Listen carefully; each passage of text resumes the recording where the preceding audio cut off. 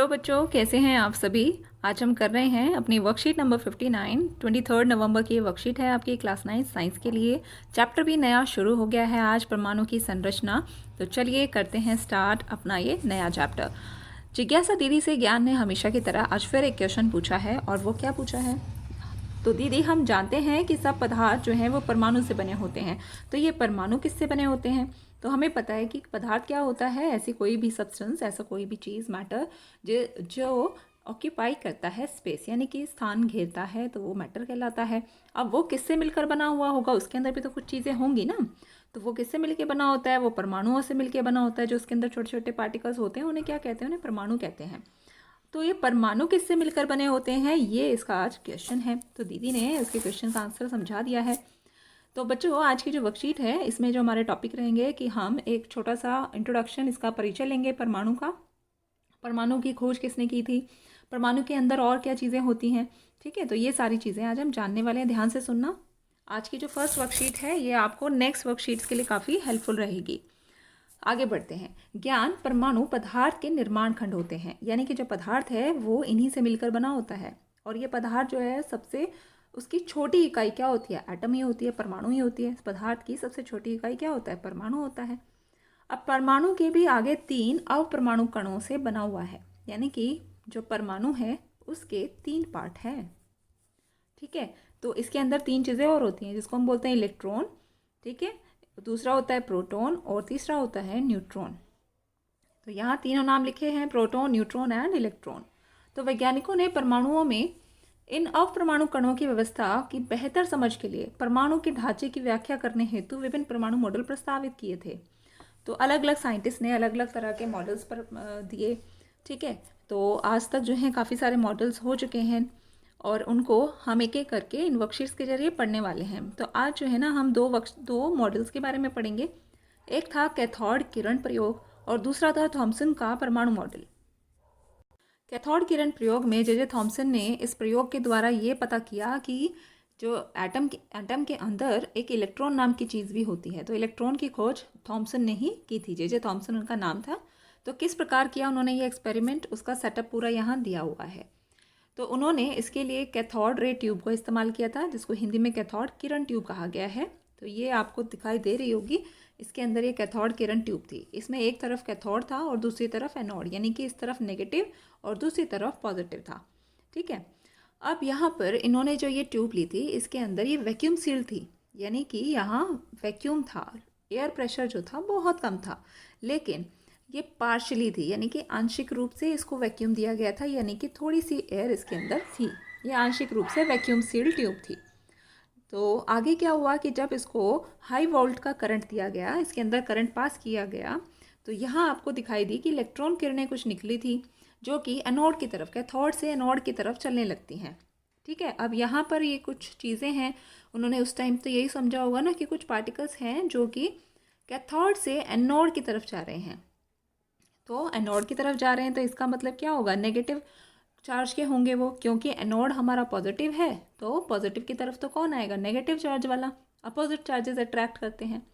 तो कुछ चीज़ें ऐसी हैं जो कि नेगेटिवली चार्ज हैं, तो उन्होंने इस प्रकार हिसाब लगाया, अंदाज़ा लगाया। तो यहाँ पर जो ये इलेक्ट्रॉन किरणें जाती हुई नज़र आ रही थी, जे थॉमसन ने इनको नाम दिया था कैथोड किरणों का, कि यही जो है ना वो कैथोड रेज हैं। हिंदी में इसको बोलें तो कैथोड किरणें हैं। ठीक है, क्योंकि यहाँ जो किरणें हैं वो कैथोड से निकलकर एनोड की तरफ जा रही थी।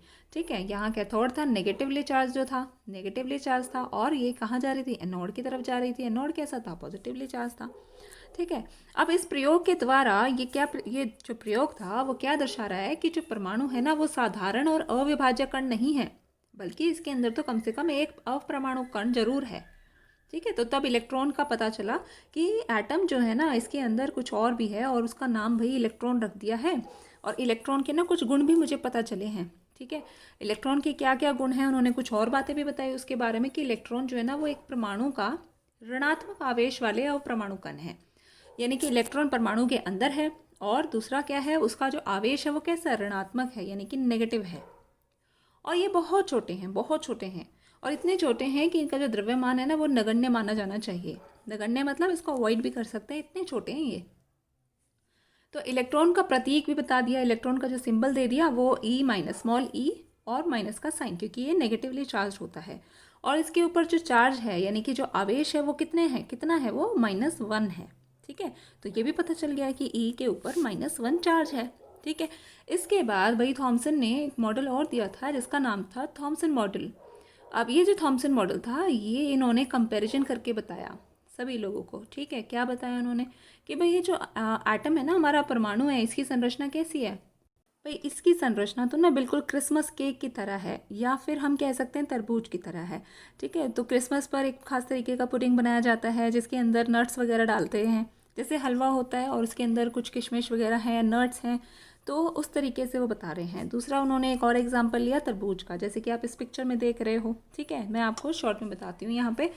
तो उन्होंने बोला कि जैसे ये पुडिंग है ना, या क्रिसमस केक जो होता है उसके ऊपर छोटे छोटे चेरीज लगे होते हैं, नट्स लगे होते हैं। तो यहाँ उन्होंने इस प्रकार से कंपैरिजन करके समझाया कि ये जो बाकी का पुडिंग है ना वो तो सारा पॉजिटिवली चार्ज है, वो एटम है पूरा हमारा। ठीक है, लेकिन जो इसके अंदर ये नट्स चेरीज वगैरह है ना, ये क्या है, ये नेगेटिवली चार्ज हैं और ये ही क्या है, इलेक्ट्रॉन्स हैं। ठीक है, तो यहाँ पर उन्होंने इस तरीके से समझाने की कोशिश की। अगला जो एग्जाम्पल उन्होंने दिया था कि भाई तरबूज से भी आप इसको कंपेयर कर सकते हो। तो तरबूज में जैसे कि वो कहते हैं कि रेड पार्ट जो है ना, ये जो सारा रेड पार्ट है वो पॉजिटिवली चार्ज है जिसको हम खाते हैं। इसके अलावा जो इसके अंदर ब्लैक कलर के छोटे छोटे बीज होते हैं वो सब क्या है, वो नेगेटिवली चार्ज हैं और वो इलेक्ट्रॉन्स हैं। ठीक है, एक और बात उन्होंने बताई कि तरबूज में जो खाने का भाग है, ये तो बात हो गई हमारी कि लाल गुद्देदार जो हिस्सा होता है उसके ऊपर धनावेश है, वो पॉजिटिवली चार्ज है।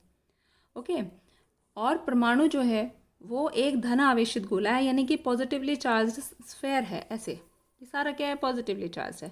और इसके अंदर ना कुछ इलेक्ट्रॉन्स हैं जो कि ब्लैक कलर के हैं, मतलब जैसे कि तरबूज में ब्लैक कलर के बीज होते हैं, इलेक्ट्रॉन्स का कलर नहीं बताया। तो जैसे तरबूज में ब्लैक कलर के बीज है ना, इसी प्रकार से इस पॉजिटिवली चार्ज स्फेयर में, इस एटम के अंदर ये ब्लैक कलर के इलेक्ट्रॉन्स भी हैं।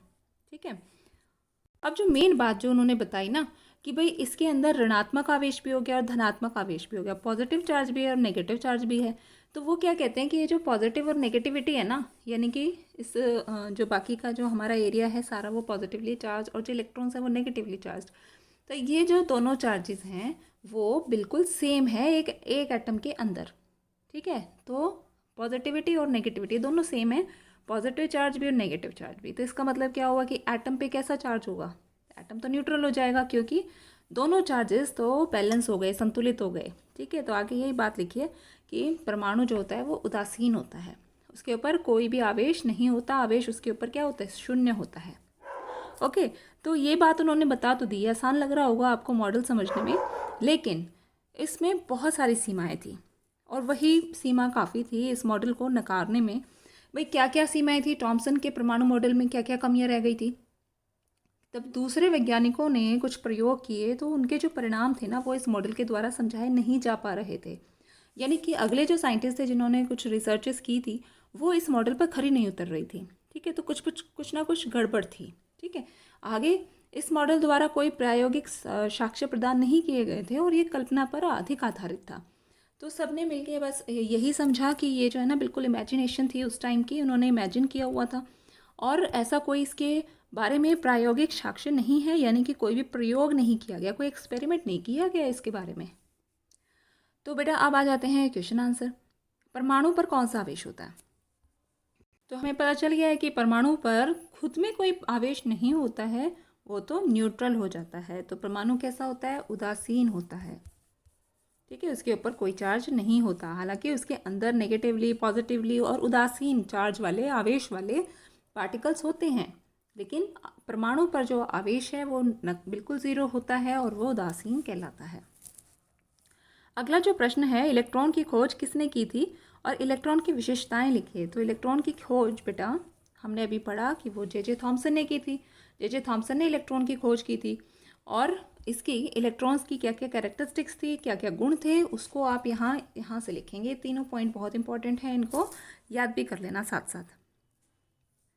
अगला जो प्रश्न है, एक उचित आरेख की मदद से थॉमसन के परमाणु मॉडल के बारे में आपने संक्षेप में व्याख्या भी करनी है। तो थॉमसन का जो मॉडल है वो यहाँ आपको इजीली आप समझ सकते हो, इसको यहाँ से नोट कर लीजिएगा। जे थॉमसन ने जो परमाणु मॉडल दिया था वो किससे कंपैरिजन किया था, और ये जो स्ट्रक्चर है ये बनाना नहीं भूलना है, ये भी ज़रूर बनाना है। ठीक है, तो आप इसका आंसर यहाँ से लिख सकते हो। ओके, क्वेश्चन नंबर 4 जो है, मैं आपको एक ट्रिक भी बताने वाली हूँ ताकि आपको आगे याद रहेंगी चीज़ें। थॉमसन के परमाणु मॉडल की क्या सीमाएं थी? तो थॉमसन का जो परमाणु मॉडल था उसकी ये 2 सीमाएं इंपॉर्टेंट हैं और इसको आप अच्छे से नोट डाउन कर लीजिएगा। तो ये 4th का आंसर हो जाएगा। अब आती है बात हमारी ट्रिक की। तो ट्रिक क्या है? ट्रिक मैं आपको लिख के बताती हूँ, ध्यान से सुनिएगा। ये मैंने लिख दिया एक छोटा सा सेंटेंस जो कि आपको याद रहेगा। तो अब आप सोच रहे होंगे कि भाई मैम ने ये तो क्या लिख दिया है, ईंट पर नाच, इसका क्या मतलब है? तो देखो, ये जो तीनों शब्द जो है ना इस सेंटेंस के अंदर, वो 2 अक्षरों से मिलकर बने हुए हैं। ठीक है, अब यहाँ पे मैं ई ले लेती हूँ और पहला अक्षर इसका भी ले लेती हूँ प, और उसका भी ले लेती हूँ न।